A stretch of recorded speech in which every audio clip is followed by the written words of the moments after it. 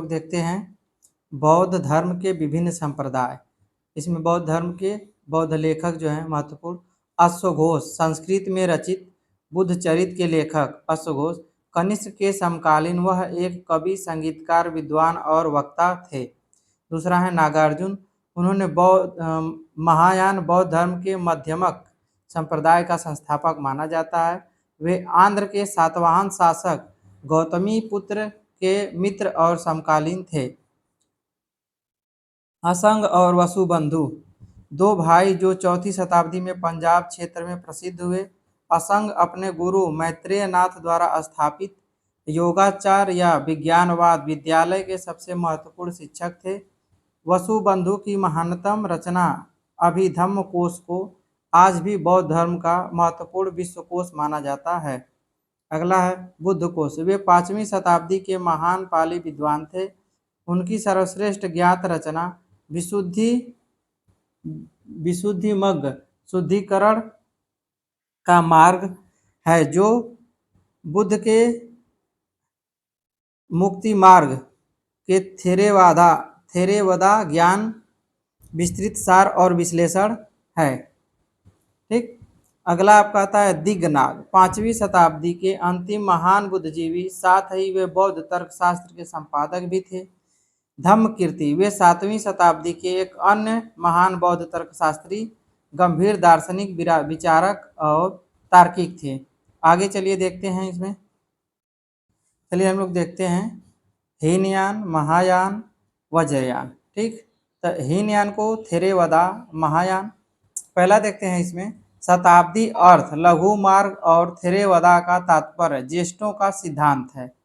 महायान शाब्दिक अर्थ बृहत मार्ग और मार्ग है। महायान और हीनयान नाम महायान संप्रदाय द्वारा दिए गए थे। वज्रयान शाब्दिक अर्थ वज्र का वाहन है। वज्रयान या हीरे का वाहन का उल्लेख मंत्रयान, तंत्रयान, तांत्रिक या गूढ़ बौद्ध धर्म के रूप में भी किया जाता है। भारतीय वज्रयान बौद्ध धर्म को भारत में बौद्ध धर्म के अंतिम काल के रूप में वर्गीकृत किया जाता है। यह व्यक्तिगत जीवन में महायान के अव्यवहारिक विचारों से बौद्ध अवधारणा को स्वीकारने के परिवर्तन काल को चिन्हित करता है। वज्र शब्द का प्रयोग मनुष्य में पूर्ण रूप से वास्तविक व अनश्वर को प्रकट करता है, जो एक व्यक्ति की स्वयं के और अपनी प्रकृति के बारे में की गई कल्पनाओं का विरोधी है। यान अंतिम सार्थकता और अनश्वरता का आध्यात्मिक लक्ष्य है। अगला देखते हैं हम लोग। दूसरा है आपका, इसे रूढ़िवादी संप्रदाय माना जाता है। यह महायान की अपेक्षा गौतम बुद्ध की शिक्षाओं के प्रति अधिक निष्ठावान है। थेरेवदा बौद्ध दर्शन का मौलिक संप्रदाय था।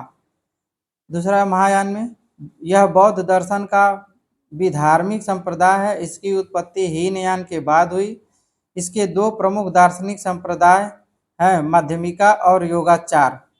इसमें देखते हैं वज्रयान में यह बौद्ध धर्म का एक रूप था जो 8वीं शताब्दी में पूर्वी भारत में दिखाई दिया, जो विक्रमशिला के महान वज्रयान मठ से भेजे गए प्रचारकों का परिणाम था और 11वीं शताब्दी में अंततः तिब्बत में स्थापित हो गया। वज्रयान प्रथा मार्ग की केंद्रीय धारण दो सत्यों का सिद्धांत है और इसके नियमों को दार्शनिक आधार देते हैं। दो सत्य रूढ़िबद्ध और परम सत्य में पहचाने जाते हैं। रूढ़िबद्ध सत्य आम सहमति की वास्तविकता व किसका अस्तित्व है, किसका नहीं की सामान्य ज्ञान की धारणाओं का सत्य है। परम सत्य एक प्रबुद्ध और जागृत मस्तिष्क द्वारा देखी गई वास्तविकता है। चलिए आगे देखते हैं। अगला है आपका, इसके धर्म ग्रंथ पाली में लिखे गए हैं, जो कि बुद्ध की शिक्षाओं की भाषा थी। बुद्ध की शिक्षा जो थी पाली भाषा में थी। महायान इसके धर्म ग्रंथ संस्कृत में है, जो विद्वानों की भाषा थी। वज्रयान में अधिकतम शब्द भारतीय तांत्रिक बौद्ध धर्म की संस्कृत भाषा से उत्पन्न हुए थे, लेकिन चूंकि यह आंतरिक अनुभव से संबंधित था, इसलिए वज्रयान ग्रंथों में अत्यधिक प्रतीकात्मक संध्या भाषा और साँझ की भाषा का प्रयोग किया गया। इसका लक्ष्य अपने शिक्षण के अनुयायियों को उनके खुद के भीतर मनुष्य के लिए उपलब्ध सबसे महत्वपूर्ण माने जाने वाले अनुभवों को जागृत करना था। इस प्रकार वज्रयान ने बुद्ध के ऐतिहासिक प्रबोधन के अनुभव को पुनर्ग्रहण करने का प्रयास किया। अगला देखते हैं हम लोग।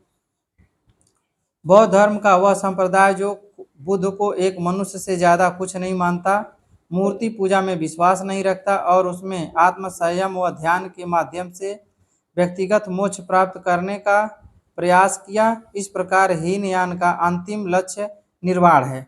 निर्वाण यानी मृत्यु।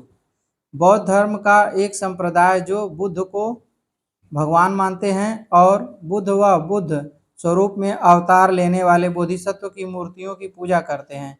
महायान सभी प्राणियों के कष्टों की सार्वभौमिक मुक्ति में विश्वास करते हैं। अतः महायान का अंतिम लक्ष्य आध्यात्मिक उत्थान है। यह वैकल्पिक रूप से मोक्ष प्राप्त करने की अनुमति देता है, जो बुद्ध के स्मरण के प्रति भक्ति व विश्वास रखने वालों को अमिताभ की दया से मिलती है। यह मंत्रों में विश्वास रखता है।